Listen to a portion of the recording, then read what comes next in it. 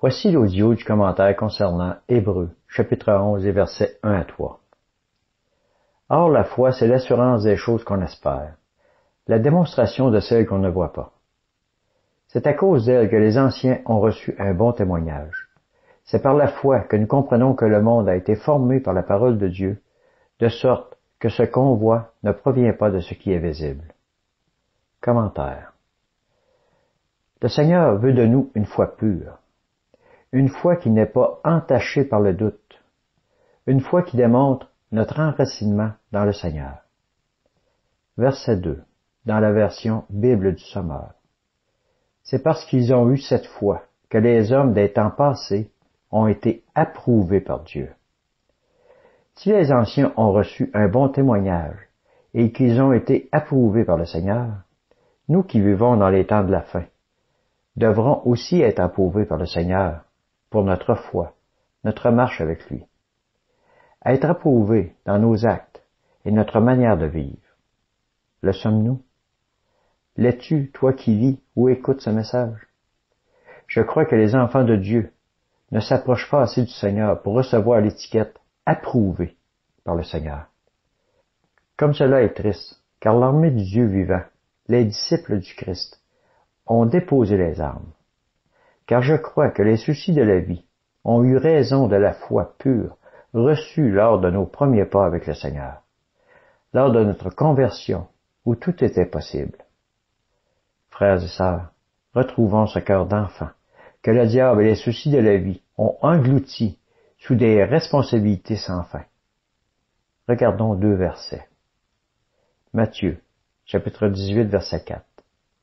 C'est pourquoi quiconque se rendra humble comme ce petit enfant sera le plus grand dans le royaume des cieux. Et Marc, chapitre 11, verset 23. En vérité, je vous le dis, si quelqu'un dit à cette montagne, « ôte-toi de là et jette-toi dans la mer », et s'il ne doute pas en son cœur, mais croit que ce qu'il a dit arrive, cela lui sera accordé. En ces 2 versets, nous amène à cette conclusion dans Jacques, chapitre 4, verset 5, dans la version Bible du Sommeur. Prenez-vous pour des paroles en l'air ce que déclare l'Écriture? Dieu ne tolère aucun rival de l'Esprit qu'il a fait habiter en nous. Mais bien plus grande est la grâce qu'il nous accorde. Voici donc ce que déclare l'Écriture. Dieu s'oppose aux orgueilleux, mais il accorde sa grâce aux humbles. Soumettez-vous donc à Dieu, résistez au diable, et il fuira loin de vous. Approchez-vous de Dieu, et il s'approchera de vous. Nettoyez vos mains, pécheurs, et purifiez vos cœurs, vous qui avez le cœur partagé.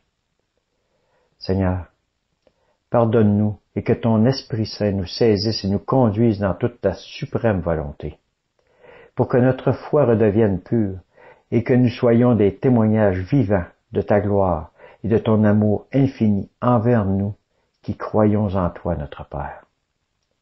J'ai prié au nom de Jésus-Christ, notre Sauveur et Seigneur. Amen. Je t'aime, ô mon roi.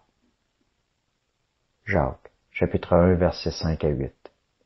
Si quelqu'un d'entre vous manque de sagesse, qu'il la demande à Dieu qui donne à tous, libéralement et sans faire de reproche, et elle lui sera donnée. Mais qu'il la demande avec foi, sans douter, car celui qui doute est semblable au flot de la mer, que le vent agite et soulève. Qu'un tel homme ne pense pas qu'il recevra quelque chose du Seigneur. C'est un homme irrésolu, inconstant dans toutes ses voies.